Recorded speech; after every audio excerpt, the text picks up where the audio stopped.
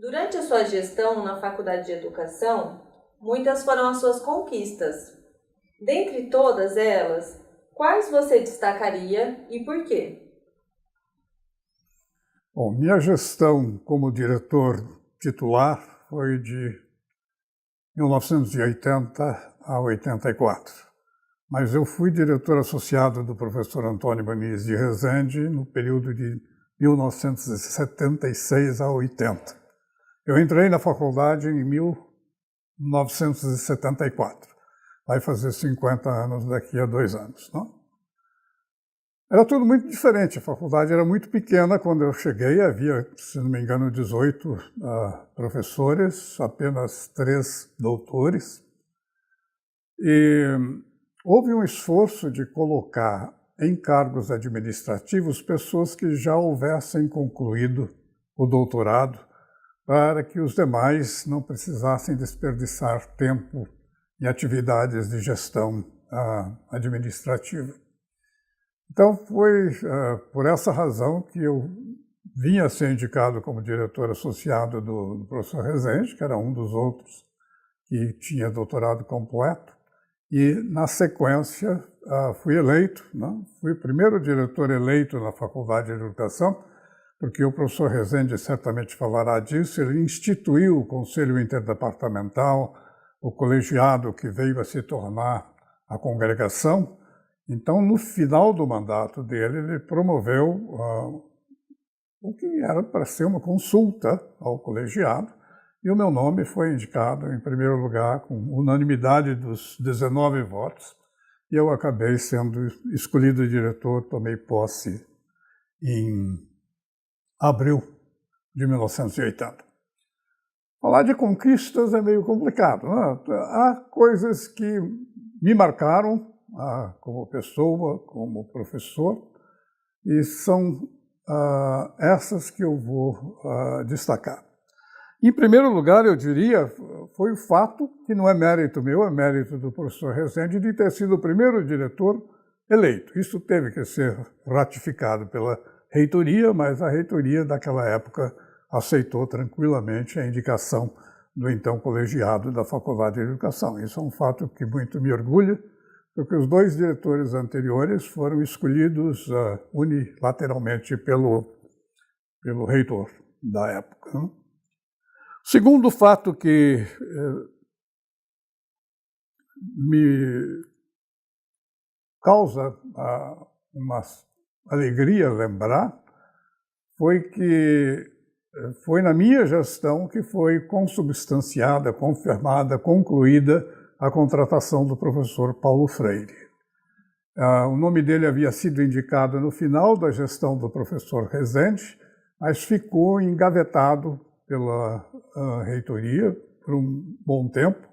Foi só depois que eu assumi a direção, que com uma contribuição muito grande do professor Moacir Gadotti, que promoveu várias agitações na comunidade para forçar ou tentar obrigar a reitoria a desengavetar o processo, e ele acabou sendo contratado. Então, foi na minha gestão que ele se tornou professor da Faculdade de Educação.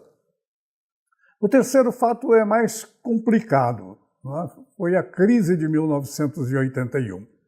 Eu estava no meu 2º ano de mandato, né? Quando o governador era o Paulo Maluf, e o Conselho Estadual de Educação estava lotado de pessoas célebres, mas muito antigas e conservadoras no ambiente universitário. E eles resolveram dar um golpe. Não sei qual foi a participação de gente da própria Unicamp nessa questão, mas havia uma série de diretores que estavam no cargo por escolha da comunidade, por eleição em suas próprias unidades. 8, né?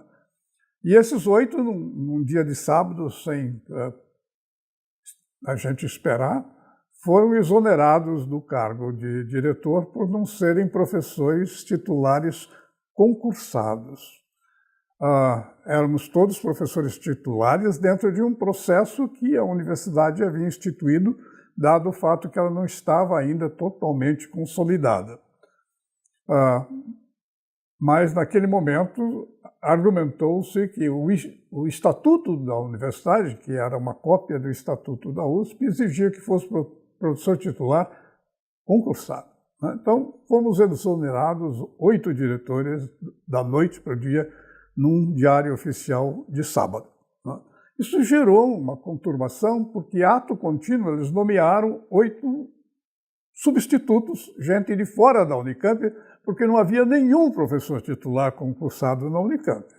Então veio gente da USP, veio gente da UFRJ, veio gente de outras universidades para ocupar os nossos cargos. Aqui na Faculdade de Educação veio um professor da odontologia, porque a odontologia, como existe bem antes da Unicamp, lá havia cargos de professor concursado. Então veio um professor da odontologia para ocupar o cargo na Faculdade de Educação e a comunidade não deixou que ele entrasse no prédio. Bloqueou a entrada, ele teve que voltar. Isso aconteceu em todas as unidades, os chamados interventores não entraram. E isso causou uma paralisação da universidade que foi de outubro de 1981 até abril de 1982, ou seja, a universidade ficou parada em greve durante, basicamente, 6 meses. E havia uma tese que foi endossada pela Unicamp e que foi endossada por muita gente, inclusive dentro da Faculdade de Educação, que não haveria solução jurídica para o problema. Por quê? Porque a universidade não estava institucionalizada, o estatuto dizia mesmo que tinha que ser professor titular e que, portanto, qualquer solução teria que ser uma solução negociada. Não poderia simplesmente se voltar ao status quo ante, a situação de antes.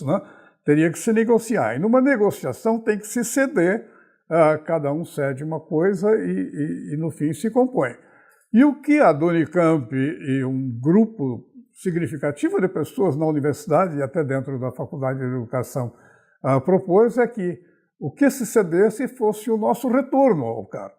Ou seja, abriram mão da reivindicação de nosso retorno em torno da solução da crise. Seriam nomeados novos interventores, supostamente democratas, e a crise se resolveria. Eu, na verdade, não concordei com isso. Meus 7 colegas diretores exonerados não quiseram entrar na justiça e eu entrei sozinho na justiça. Com uma pessoa que era da Secretaria-Geral da Universidade, conhecia bem o estatuto, o regimento, a legislação. Nós sentamos em alguns fins de semana e eu elaborei um pedido de retorno ao cargo por ser ilegal a medida baixada pelo reitor em portaria. Curiosamente, isso foi em início de dezembro de 81. O juiz que pegou a causa foi sorteada. Em 2 dias deu uma liminar determinando a minha recondução ao cargo por ser um ato absolutamente ilegal, o que foi perpetrado pelo reitor. Então eu voltei. Daí os outros diretores se animaram também, e vários deles, não todos, vários deles entraram um pedido muito parecido com o meu e voltaram aos seus cargos. No entanto, a universidade reagiu, ela contratou o Alfredo Buzaide, que é um dos redatores do AI-5 no governo militar, para defendê-la nessas causas. E ele chegou aqui na universidade com uma escolta de 10 assistentes, etc., falou com o reitor e foi direto ao Fórum de Campinas pressionar os juízes a revogar as liminares. E todos os juízes que tinham dado a liminar revogaram, exceto o meu.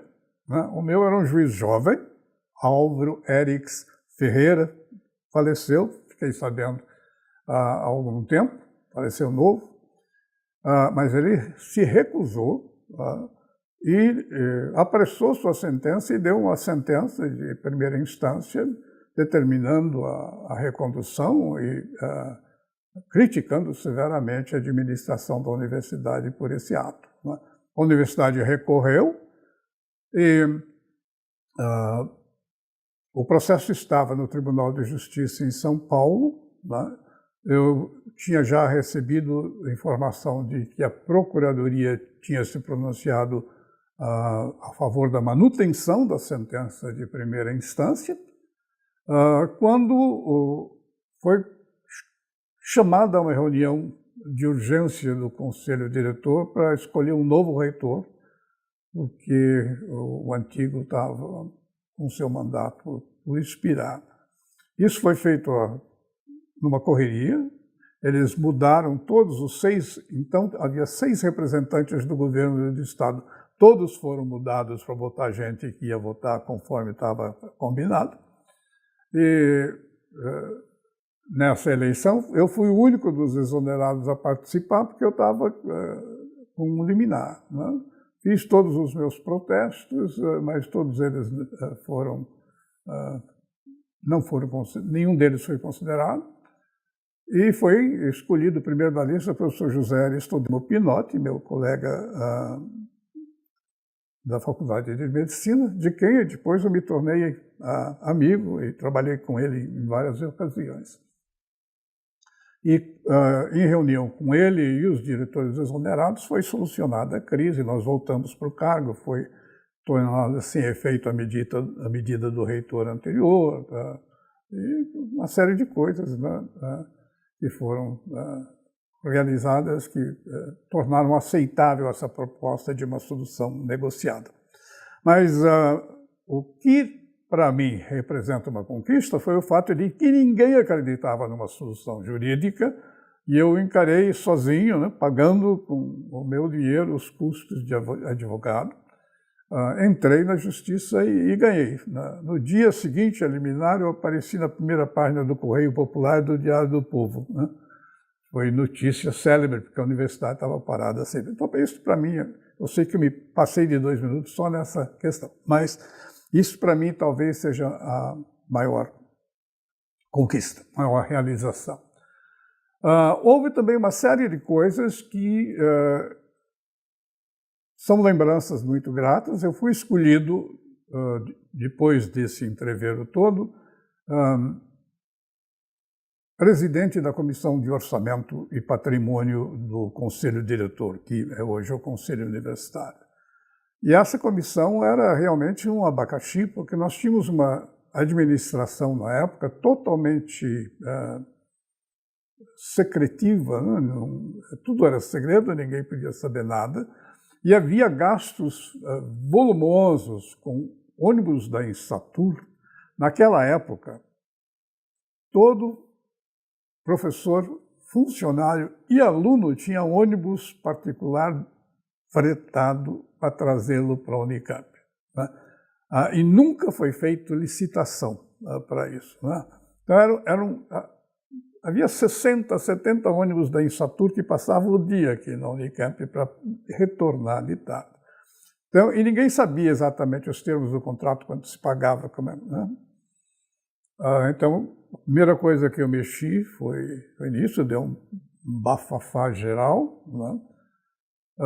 Mas foi eventualmente descontinuado o contrato com a Insatur e eventualmente se terminou esse ônibus fretado para professores, funcionários e alunos. Né? A segunda coisa foi a compra de ingredientes para os 2 restaurantes universitários, já havia 2. Também era um segredo, onde se comprava, de onde vinha. Mexemos nisso, conseguimos que ficasse clarificado todo o processo e que ficasse, na verdade, melhorado. Né? Eu fiz isso enquanto diretor da faculdade no conselho diretor. E o terceiro problema era de compras de livros para a biblioteca, livros e periódicos. Eram todos feitos sem licitação através de uma empresa britânica, da qual a esposa do diretor-geral da administração era a representante no Brasil, né? Também isso gerou um bafafá enorme, mas foi resolvido. Então, embora isso tenha me trazido inimizades que existem até hoje, né? Isso para mim foi uma vitória, porque a gente conseguiu que os gastos da universidade ficassem mais claros e evidentes através dessa comissão de orçamento e patrimônio. Outra coisa, e ela é basicamente a última, é a introdução da questão da informática na educação, né? A Faculdade de Educação era muito refratária ao uso de tecnologia na educação. Houve gente, um dos professores que já é falecido, então nem vale a pena mencionar o nome dele, que dizia que essa tecnologia era só forma de os Estados Unidos desovar sucata tecnológica para país subdesenvolvido, não é? E o Brasil não tinha nada a ganhar com isso, que era uma visão tecnicista da educação e etc. E eu lutei para criar um núcleo de informática aplicada à educação, né? Mas dado o clima na Faculdade de Educação, eu propus direto ao reitor que criasse, junto à reitoria, e foi criado em 1983, no penúltimo ano do meu mandato, o NIED, né, que existe até hoje, vai fazer 40 anos no ano que vem, né? Batalhei também para que, quando foi aberta a licitação para o projeto Educom, Educação e Computadores, pelo MEC, FINEP, CNPq, etc., a universidade apresentasse uma proposta, né? Reuni vários professores, elaboramos uma proposta e fomos uma das 5 universidades selecionadas para verbas significativas para implantar projetos de uso do computador na rede pública, né? Nós escolhemos 3 escolas, uma em Sousas, uma no centro de Campinas e uma em Americana. Então, essa foi uma iniciativa pela qual eu batalhei, né?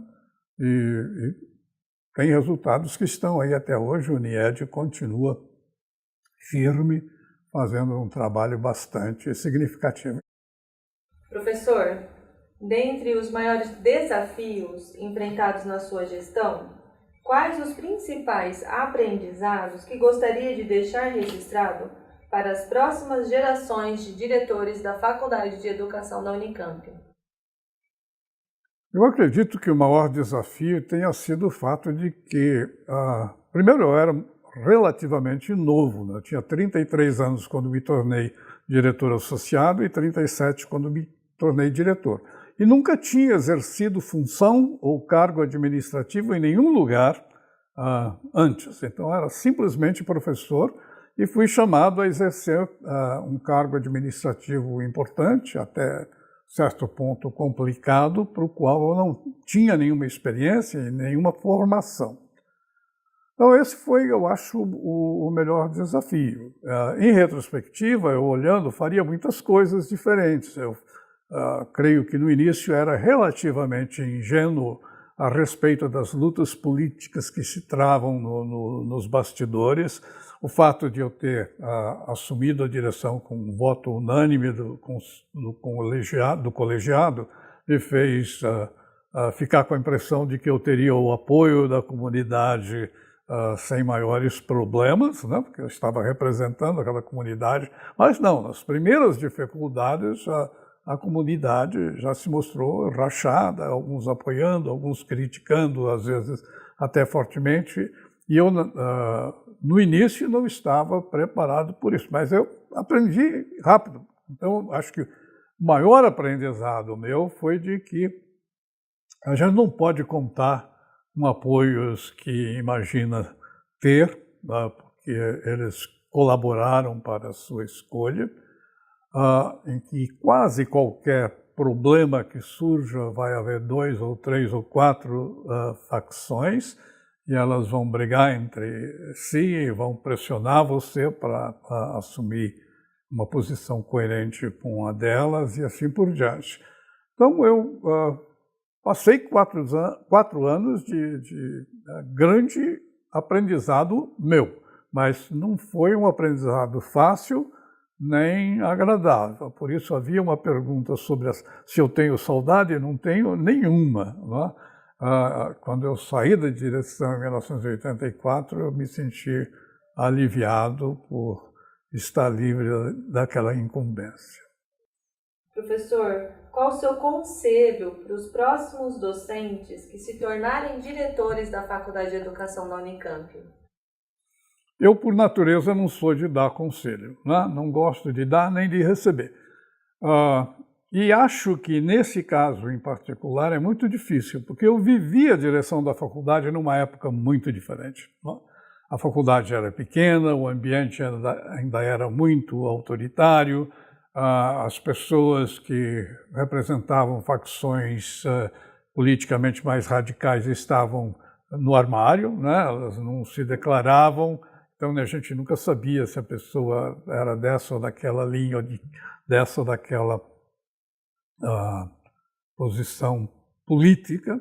Então, dar conselho a partir daquele contexto, para um contexto como o nosso, que é totalmente diferente, né? Totalmente diferente, eu acho temerário. Né? Além do que, as pessoas são muito diferentes umas das outras. Uns encaram o cargo de uma maneira, outros encaram de outra, uns têm compromissos políticos por detrás que se veem obrigados a cumprir, né? Outros não têm, entram assim com a cara e a coragem. Né? Então, acho que não deixo conselho nenhum. Só faço um aviso de que é um cargo difícil de exercer. Né? Difícil, e principalmente quando ele é assumido por um professor que não tem prévia experiência no exercício de cargos de gestão e administração em outras instituições. Professor, de todos os momentos da sua gestão, o que te dá mais saudade? A hora que eu saí. Resuma, se possível, em uma palavra, o que é ser diretor da Faculdade de Educação da Unicamp? Não existe uma definição única. Eu acho que cada um imprime à sua gestão uma característica própria, né? E aqueles cuja gestão eu presenciei, o professor Montezuma, o professor Rezende, a minha própria, do Pedro em seguida, todos tiveram estilos de gestão muito diferentes e não vejo como conseguir achar a essência da coisa. Professor, existe algum projeto que o senhor não conseguiu realizar durante a sua gestão que gostaria que os próximos gestores pudessem realizar? Bom, acho que houve alguns projetos que eu não consegui realizar, mas gestores subsequentes realizaram. Por exemplo, quando eu era diretor, a gente ocupava um espaço emprestado no ciclo básico, que era muito inadequado, era um lugar onde todo mundo fazia assembleia, barulhento, os ônibus paravam em frente ao prédio. Então, o processo de ter uma sede própria, um prédio próprio, era um ideal, mas não saiu na minha época, veio sair na época do professor Pedro, que foi meu associado, né, e depois foi o diretor titular. Professor, a gente agradece muito a sua participação aqui, a gente agradece a sua gestão e a sua contribuição na Faculdade de Educação. Muito obrigada. Eu agradeço a possibilidade de dar essa entrevista. Obrigado.